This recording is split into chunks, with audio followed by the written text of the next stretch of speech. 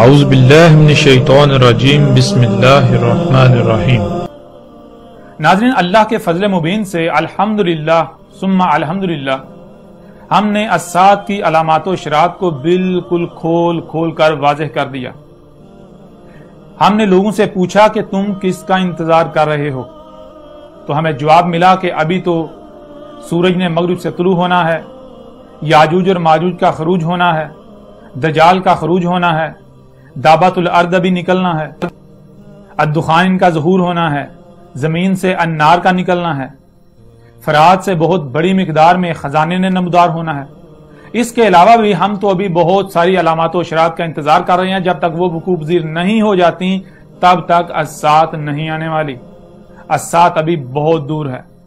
تو ناظرین، الحمدللہ اللہ کے فضل سے ہم نے الساعۃ کی تمام علامات و اشراط کو بالکل کھول کر واضح کر دیا کہ سورج کب سے مغرب سے طلوع ہو چکا، سورج کا مغرب سے طلوع ہونا کیا تھا، وہ واقعہ کب کا نمودار ہو چکا، کب کا وقوع پذیر ہو چکا، یاجوج اور ماجوج نہ صرف کب کے کھل چکے بلکہ انہوں نے جو کچھ کرنا تھا وہ کر چکے۔ یاجوج اور ماجوج نے زمین و آسمانوں میں کوئی ایک ذرہ بھی ایسا نہیں چھوڑا جس کو فساد زدہ نہیں کیا۔ دجال پوری دنیا میں دندناتا پھر رہا ہے، دابۃ الارض پوری دنیا میں دندناتا پھر رہا ہے، دخان جو کہ گیسیں ہیں وہ آج پوری دنیا کی فضا ان گیسوں سے بھر چکی۔ الساعۃ کی تمام تر علامات و اشراط کو ہم نے بالکل کھول کر واضح کر دیا، اور یہ بات بالکل واضح کر دی کہ اب الساعۃ اور اس سے پہلے ایک عظیم عذاب القاریہ صیحۃ واحدۃ آج آپ کے سر پر آ چکی ہے۔ یہ دونوں عذاب آج آپ کے بالکل سر پر موجود ہیں۔ اس کے علاوہ دین اسلام کیا ہے؟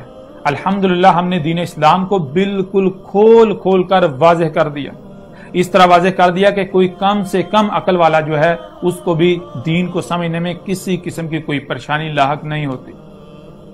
ناظرین، ہمارا یہ حق بیان کرنا تھا کہ مخالفین جن کو یہ حق ہضم نہ ہوا، جن کو اپنی گدیاں جانے کا خوف لاحق ہو گیا، لوگوں نے جب ہماری ڈاکومنٹری کو دیکھا، اس ڈاکومنٹری کو لے کر اپنے علماء کے پاس گئے، اپنے بڑوں کے پاس گئے، شیوخ کے پاس گئے، ان سے جب سوال کیا کہ دیکھیں یہ کیا ہے، یہ ایک بات باقاعدہ ثبوتوں کے ساتھ کی جا رہی ہے، آیا اگر یہ حق ہے تو اس کی تصدیق کریں، اور اگر حق نہیں ہے تو اس کا رد کریں، لوگوں کو اس بارے میں اپنا موقف جو ہے وہ واضح کریں، لوگوں کی رہنمائی کریں، ان کو گائیڈ کریں۔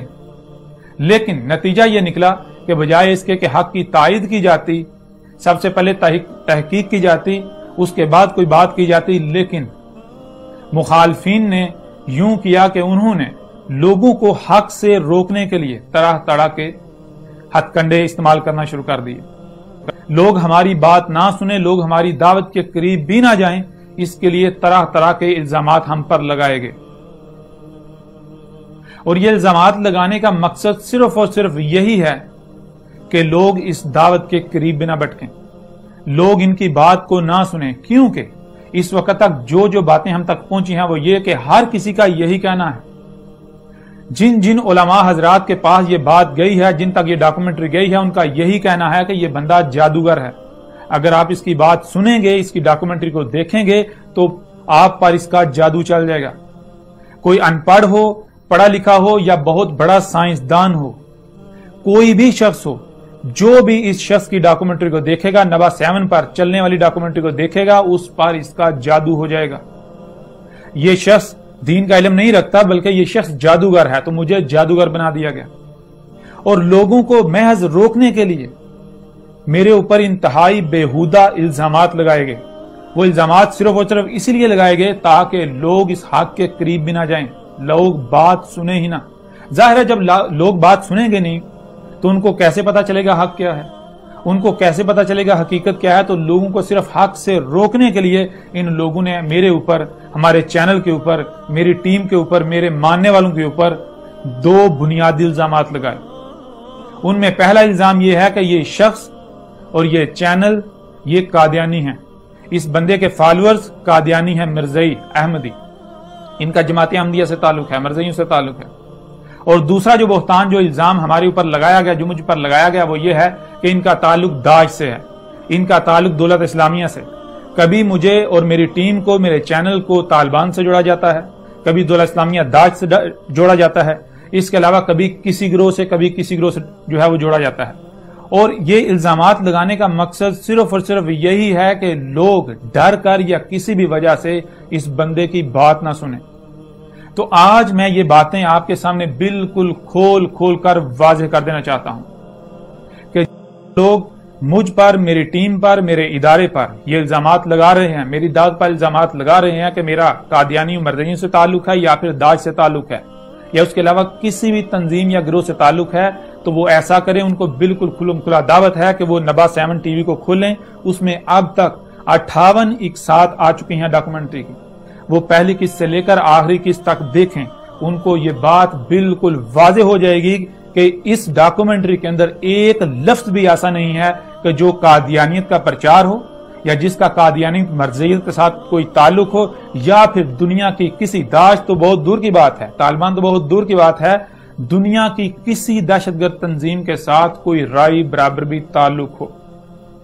बल्कि उल्टा हकीकत क्या है? हकीकत यह है कि तालिबान वो मुझ पर कत्ल के फतवे लगा रहे हैं। तालिबान ने मुझे मुर्तद डिक्लेयर किया हुआ है। तालिबान ने मेरे ऊपर इनाम रखा हुआ है। तालिबान से बहुत सारे गिरोह हैं जिनकी तरफ से सोशल मीडिया के ऊपर मेरे बारे में बकायदा मेरे खिलाफ कंपेन चलाई गई, मेरे ऊपर इल्जामात लगाए गए, मुझे मुर्तद करार दिया गया, मुझे एजेंसियों का एजेंट करार दिया गया। और बिल्कुल यही हाल दौलत इस्लामिया जो दाश वाले उन्होंने किया। उन्होंने भी मेरे ऊपर तरह तरह के इल्जामात लगाए, मेरे ऊपर फतवे लगाए। उन्होंने भी यही कहा कि ये बंदा एजेंसियों का है, ये एजेंट है, ये काफिर है, ये मुर्तद है। जो ये बंदा दावत दे रहा है, इसका कोई एक भी नजरिया कोई तस्लीम करता है तो वो दायरा इस्लाम से ही खारिज है। यहां तक कि दाश वालों ने मेरे ऊपर बहुत बड़ा मेरे कत्ल का इनाम रखा हुआ है। कई दफा सोशल मीडिया के ऊपर वो इस चीज का इजहार कर चुके हैं। मेरे बारे में वो कई दफा फतवे जारी कर चुके हैं कि ये शख्स, इसको तलाश करें और इसको कत्ल करें। ये हमारे दीन का हुलिया बिगाड़ रहा है, ये लोगों को बहुत मीठे तरीके से दाज से रोक रहा है, ये लोगों को जिहाद से रोक रहा है। मेरे ऊपर ये भी इल्जामात लगे कि ये बंदा बड़े मीठे तरीके से लोगों को जिहाद से, किताल से रोक रहा है। तो बहरहाल मुझे इस तरह के किसी किस्म के फतवे की परवाह नहीं है। चीज ये है कि मेरे जो हक के मुखालिफिन हैं, इस तरह जो मेरी दावत के मुखालिफिन है, जो उलमा हजरात हैं, ख्वाह उनका किसी भी फिरके से ताल्लुक है, वो ये करते हैं कि वो मेरे ऊपर इल्जाम लगाते हैं दाश का, तालिबान का, मरज़ियत का। और जो मरज़ई हैं, दाश हैं, तालिबान है, वो मेरे ऊपर इल्जाम लगा देते हैं कि ये बंदा मुर्तद है, काफिर है। यानी कि दोनों तरफ से ये लोग नहीं चाहते कि हमारी आवाम इस बंदे की बात सुने। तो मैं आप आवाम से ये गुजारिश करता हूं, मैं पाकिस्तान की हुकूमत से, दुनिया की तमाम रियासतों से, तमाम के तमाम लोगों से, बिलखसूस अपनी कौम से, उर्दू बोलने वाली कौम जो दुनिया में जहां भी है, वो मेरी दावत को सुने, मेरी दावत को देखें। नबा 7 टीवी को खोलें, उसके ऊपर अब तक 58 इकसात आ चुकी हैं डॉक्यूमेंट्री की। उसके अलावा दीन के ऊपर बात की गई, दीन इस्लाम के ऊपर। आप देखें, क्या आपको एक राई बराबर भी शाइबा नजर आता है मरज़ियत का? आपको एक राई बराबर भी शाइबा नजर आता है दाश का, किसी दहशतगर्द तंजीम का? मैं आज ये बात बिल्कुल खोल कर ये वाज़ेह कर देना चाहता हूं कि मुखालफीन ने मेरी दावत से लोगों को रोकने के लिए ओछे हथकंडे इस्तेमाल किए, मेरे ऊपर इसलिए इल्जामात लगाए। उन्होंने पूरी कोशिश की कि लोगों को इसकी बात सुनने से रोका जाए। यहां तक कि बहुत सारे लोग, बहुत सारे नौजवान ऐसे हैं कि जिन तक मेरी दावत पहुंची तो उन्होंने तालिबान, दाश और इस तरह की बहुत सारी जो ऑर्गेनाइजेशंस हैं, तंजीमें हैं, या इस तरह के और जो दहशतगर्द गिरोह हैं, उनको बिल्कुल तर्क कर दिया, छोड़ दिया। क्यों? क्योंकि मैंने उनके ऊपर ये बात वाज़ेह कर दी कि अल्लाह सुब्हानहू व तआला ने इस कुरान में कहा है, अल्लाहु नज़्ज़ला अहसनल हदीस। अल्लाह ने जो उतारा था वो क्या है? ये हाज़ल कुरान क्या है? ये अपने नज़ूल से लेकर अस्सात के क़याम तक की आसन तारीख है। अल्लाह सुब्हानहू व तआला ने इस कुरान के अंदर, इस कुरान के नज़ूल से लेकर अस्सात के क़याम तक की तारीख उतारी। तो खुदारा पहचानो, आप इस वक्त किस वक्त में मौजूद हो, इस वक्त आपकी क्या जिम्मेदारी है। और इसके लिए मैं अक्सर एक मिसाल भी देता हूं। मिसाल के तौर पर जब आप घर नया लेते हैं तो उस वक्त क्या करते हैं? उस वक्त घर में सामान जोड़ा जाता है, हर शय को उसके अपने मकाम पर रखा जाता है। और अगर इस दौरान घर को आग लग जाए तो क्या किया जाता है? उस वक्त सामान नहीं जोड़ा जाता, उस वक्त आग बुझाई जाती है। کیوں؟ کیونکہ اگر آگ نہ بجھائی گئی تو گھر جل کر راکھ ہو جائے گا، نقصان ہو جائے گا۔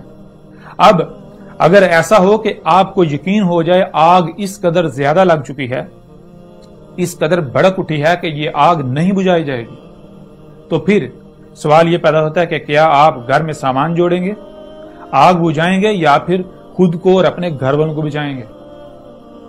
تو جواب بالکل واضح ہے۔ جب آپ کو یقین ہو جائے کہ آگ اس قدر زیادہ بھڑک اٹھی ہے، اس قدر لگ چکی ہے کہ اب نہ ہی سامان جوڑا جا سکتا، نہ ہی آگ بجھائی جا سکتی ہے، اگر سامان جوڑیں گے تب بھی جلیں گے، راکھ ہوں گے، اور اگر آگ بجھانے کی کوشش کریں گے تب بھی جل کر راکھ ہو جائیں گے، تو اب کیا ذمہ داری ہے؟ اب ذمہ داری یہ ہے، اس وقت یہ کتب ہے کہ خود کو اور اپنے گھر والوں کو بچایا جائے، اور یہی ناظرین میں کر رہا ہوں۔